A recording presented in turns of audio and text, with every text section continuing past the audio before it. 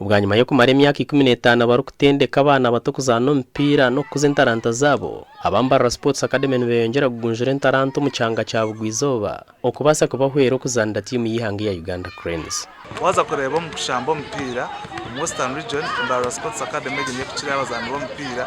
abakuzana mu ligi ya Uganda na nawo mu ligi za heru Europe America bazana umupira. Waza kureba mu Western Region abazana bamwe kucira umupira mu Uganda bona bakurira aba bari kutendeka abana kurgaha myaka mukaga kandi ubwo bari kubatendeka mu cyumuro nibagera ngo binebizo byo bushagici ngo bitubehire yo kugumana bahwera abana bato kubasa kwikiriza biroto byabo byo kuzana umupira.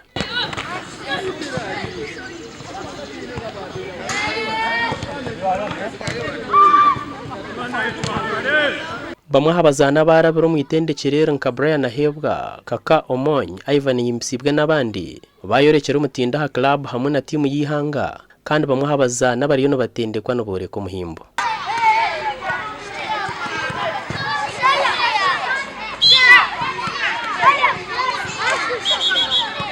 Ndompira abakubitsa n'abazire banje ndafuka kasaka azira ndi na nina kuwa nka mbapo ndio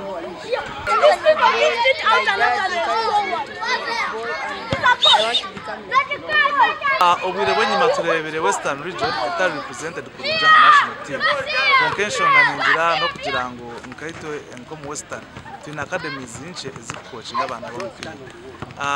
nchimanisa ngo ba coaches ab'umupira tebaro haba kubasa training gachi umupira so itwe Mbarara Sports Academy kuja kwindura chintu echo abwa TV West nda Obwegyese byamukamo.